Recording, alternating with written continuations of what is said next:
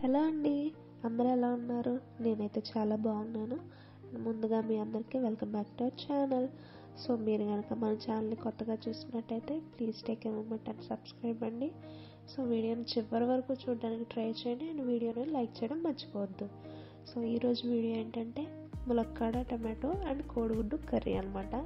So చాలా బాగుంటుంది, నోటికి ఎంతో రుచిగా ఉంటుంది. సో నేను ఎలా చేస్తానో చూసేద్దాం, వచ్చేయండి. సో ఇక్కడైతే ఒక కళాయి పెట్టుకున్నాను. ఫస్ట్ అయితే బాయిల్ చేసిన ఎగ్స్ని ఫ్రై చేసుకోవాలండి. సో దానిలో కొంచెం పసుపు అండ్ కారం వేసి గుడ్లకి ఘాట్లు పెట్టుకొని వేసుకున్నానండి. ఘాట్లు పెట్టుకోకుండా డైరెక్ట్గా వేసేస్తే గుడ్లు పగిలే ఛాన్స్ ఉంటుందన్నమాట. సో కేర్ఫుల్గా ఘాట్లు పెట్టి వేసుకోండి. సో గుడ్లు మరీ డార్క్గా ఫ్రై చేస్తే అంత బాగోదు. సో నేనైతే లైట్ గోల్డెన్ షేడ్ వచ్చే వరకు ఫ్రై చేస్తాను. కొంతమందికి అట్లా ఇష్టపడతారు, కొంతమంది ఇట్లా ఇష్టపడతారు. సో ఎవరి చాయిస్ వాళ్ళది. సో చూస్తున్నారు కదా, ఈ మాత్రం ఫ్రై అయ్యాక నేను తీసేస్తున్నాను. ఎగ్స్ మాత్రం ఫ్రై చేసుకొని వేసుకోవడానికి ట్రై చేయండి, అలా అయితేనే టేస్ట్ అనేది చాలా బాగుంటుంది. సో ఫ్రై చేసిన ఎగ్స్ని పక్కన పెట్టేసుకొని నేను ఇక్కడ 5 to 6 onions, 3 to 4 chillies cut చేసుకున్నానండి.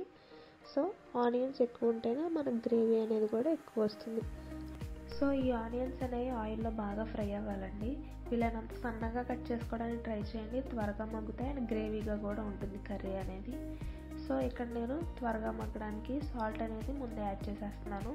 టేస్ట్కి సరిపడినంత సాల్ట్ యాడ్ చేయండి. పసుపు ఆల్రెడీ మనం ఎగ్స్ ఫ్రై చేసేటప్పుడు యాడ్ చేసుకున్నాం కదా, సో పసుపు అవసరం లేదు. సో మూత పెట్టి తిప్పుకుంటూ ఉండండి, అడుగంటకుండా. చూస్తున్నారు కదా, మనకు ఆనియన్స్ అనేవి బాగా ఫ్రై అయిపోయినాయి, ఆయిల్ కూడా పైకి వచ్చేసింది. సో ఇక్కడ ములక్కాళ్ళు, నేను ఇక్కడ 2 ములక్కాళ్ళు తీసుకున్నాను. ములక్కాళ్ళు ముందుగా వేస్తే ఉడికిపోయి విడిపోయే ఛాన్స్ ఉంటుంది. సో ఆనియన్స్ పూర్తిగా మగ్గిన తర్వాత మాత్రమే వేసుకోండి. సో ఇక్కడ ములక్కాళ్ళు ఉడికిపోయినాయి కదా, 2 to 3 టమాటోస్ చిన్నగా కట్ చేసి యాడ్ చేసుకోండి. అవి కూడా పూర్తిగా మగ్గిపోయి ఆయిల్ అంతా బయటికి రావాలి. సో చూస్తున్నారు కదా, ఇవి కూడా మగ్గిపోయినట్టే మనకి. సో ఇప్పుడు నేను ఇక్కడ 2 to 3 teaspoons కారం యాడ్ చేస్తున్నాను. ఇక్కడ కారం అనేది మనం కొంచెం ఎక్కువ వేసుకోవాలండి, లేదంటే కూర అనేది తీపొచ్చే ఛాన్స్ ఉంటుంది. సో 3 spoons సరిపోయింది నాకు, మీరు అడ్జస్ట్ చేసుకొని వేసుకోండి. కారం యాడ్ చేసిన తర్వాత కలుపుకుంటూ ఉండండి, లేదంటే అడుగంటేస్తుంది. సో నేను ఇక్కడ ఒక tea glass of water add చేస్తున్నాను. మీకు కావాలంటే ఇట్లానే తినేసేయచ్చు, లేదంటే వాటర్ యాడ్ చేసుకోవచ్చు.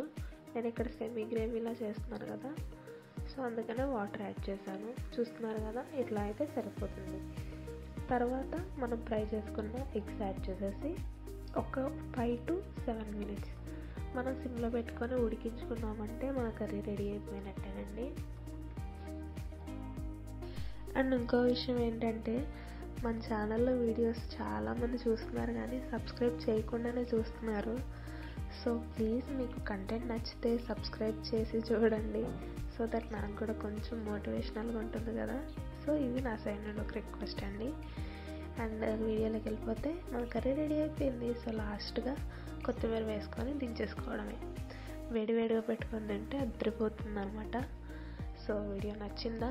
నచ్చే ఉంటుంది. నచ్చితే మాత్రం లైక్ చేయడం మర్చిపోవద్దు. అండ్ మరో కొత్త వీడియోతో మళ్ళీ కలుస్తాను. అంతవరకు stay tune to our channel. Thanks for watching the video. Until then, bye guys.